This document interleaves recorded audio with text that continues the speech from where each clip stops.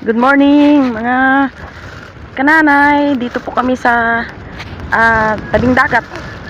Kami po ay naghahanap po kami ng maiulam. Yun.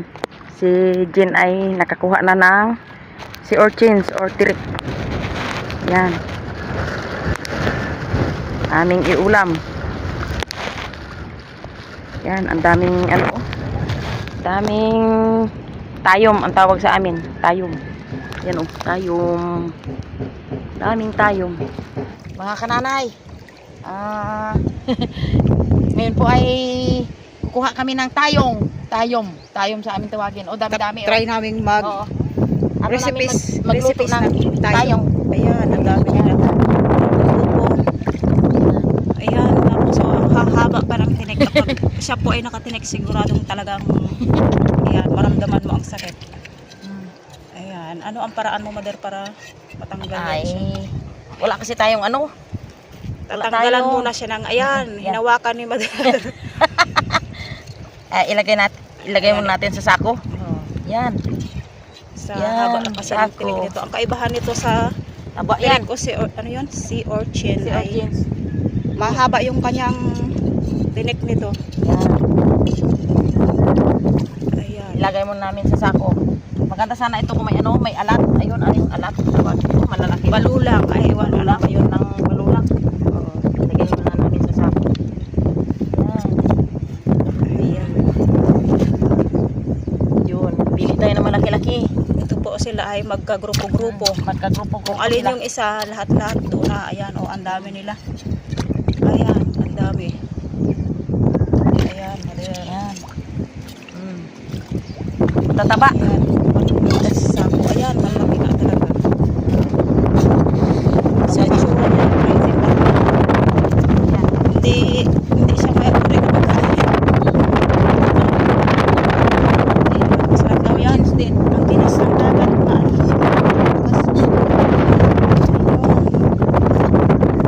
Dalhin mo sa kawawa mo dahil ang tuloy ilagay. Wala na ang kinis sa sako.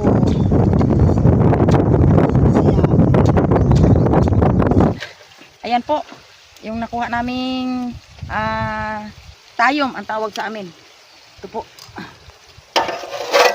Ayan, Try. kumuha lang kami ni nanay ng tama lang namin maubos. Pero ang dami nito doon. Yan. Ayan. Kahit pang sipit ay mahirap kuhain. Aray! At ito rin yung napulot kong mga tirik or sea urchin. Ayan. Ito naman po ay... Ano ba sa English itong itim na ito? Ano Alam ba niya ang tawag sa English niyan? Basta ang tawag nito sa amin mga kananay ay tayong. Ayan. Ayun po sa inyo kung ano. Proseso ni Mother. Yan. Bago natin biakin ay kunan muna natin ang tinik. Pero bakit parang may uban yan, Mother? Ha? Parang napapansin ko may uban siya. Oh, may, diba puro itim, pero ayun, may halong puti. Ayan. Sa buhok ay uban. Mga magic niya yan. Mga magic. Oh, ngayon lang ko nakapansin na may puti talaga. Oh. May uban na siya. Kunan muna natin mga kananay ng tinik. Process ni Mother. Oh. Ito kasi mga kananay ay pag hindi natin anuhin ang tinik ay tayo ang matitinik. Tatanggalan muna siya. Tatanggalan muna ng tinik bago biakin. Ayun. Yan. Hindi, wala na. Teka, gasan natin. Dahan ang paghawak, Mother, at baka Yan. baka ano. Ang tinik.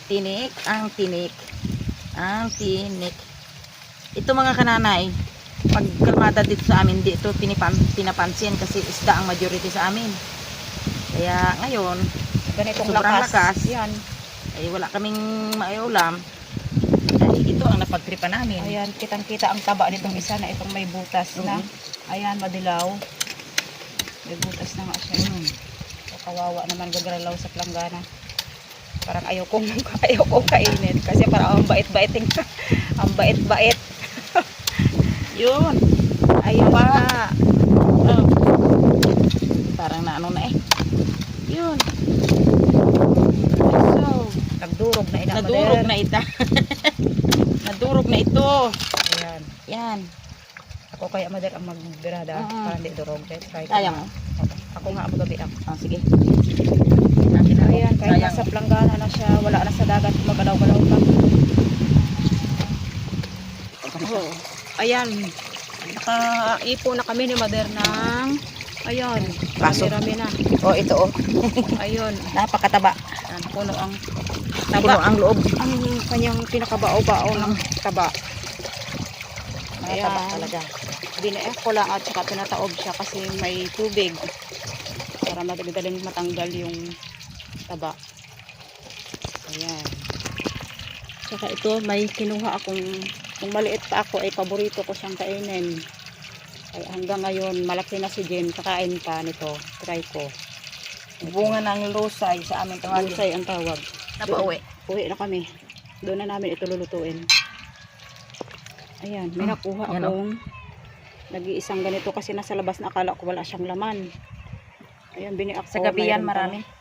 Ito ay sa gabi, kailaw-ilaw, marami ito kapag sa ay gabi.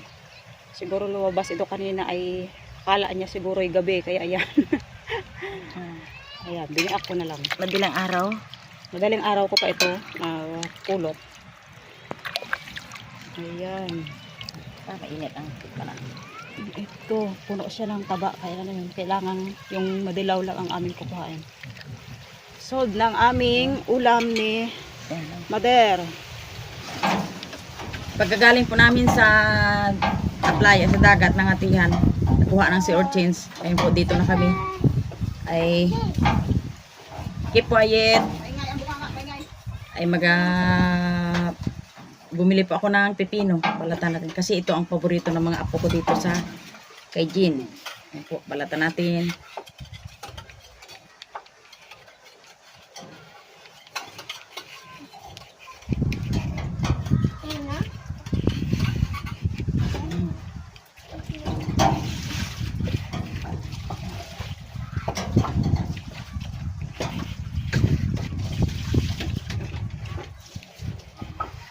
Balat po tayo ng pipino. Paborito ng bayan. Yung maliit para ipaiga ko yung aming nakuhang direct para himay na. Ito. Ayan. Paiga ko lang siya sa sariling sabaw kasi ano siya, para hindi madurog kapag igisa ko na agad. Ayan. Mas buo kasi siya kapag pinaiga mo na. So mas masarap na kainin na ito ay buo-buo. Kuhaan ko muna ng talbos ng kamuti itong bagong tanim namin ni Jean. Yun. Okay. Ayun. Pagkaganda ng talbos pagbagong sibol. Ba? Okay.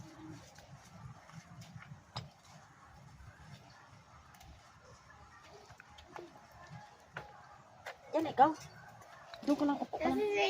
Tingnan mo dito. Ito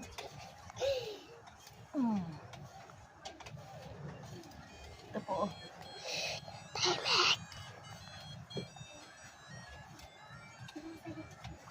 Yan.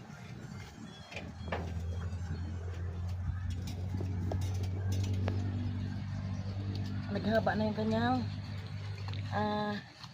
ginagapangan. Yan.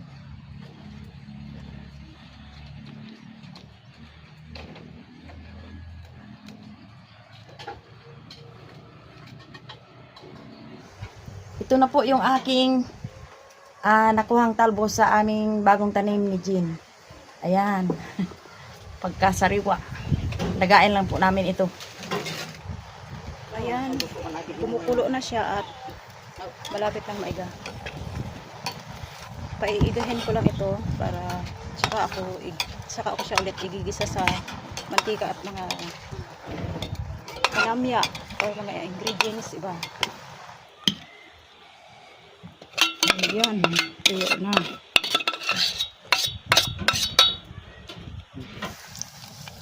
Ayan, gigisahin ko siya dito sa bawang para yung ating tirik ay maanggal yung kanyang lansa kasi yung iba nito ay yung ibang tao ay nalalansahan sa amoy ng tirik. Aray, aray. Medyo brown na yung ating bawang. Isunod natin yung kamatis.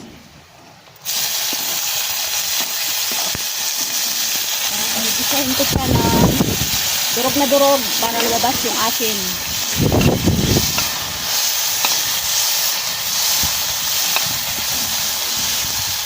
Ayan, yung ating kamatis ay durog-durog na. Ilalagay ko na yung ating sea urchin.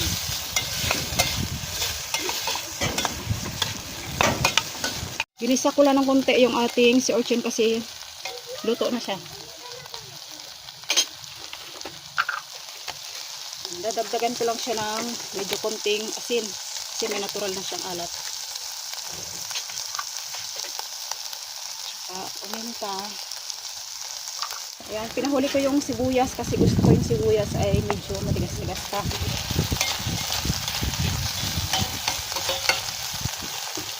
Ayun, nahanguin ko na siya. Ayan.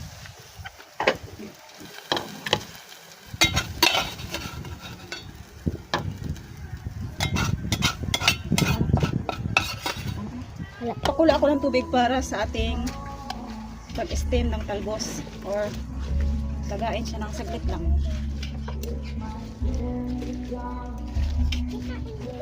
Talbos ay green na, sariwang green na siya or half cook na. Kukuhain ko na siya. Atin na ang kuhain.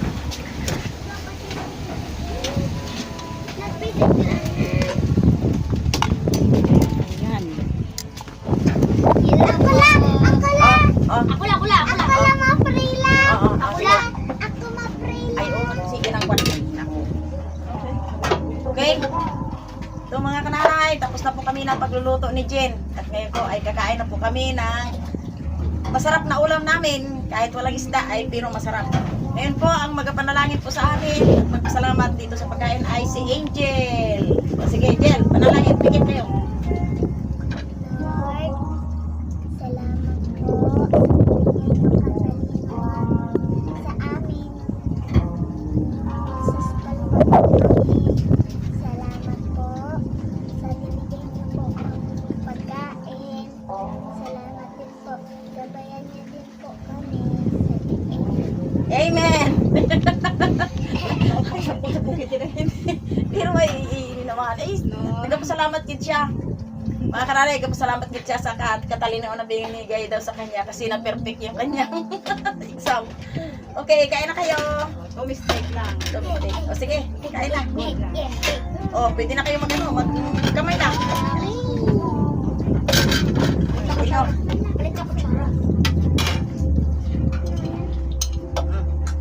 Yan, ang paborito niyang pipino. Sige, mo na. Ikaw magbigay.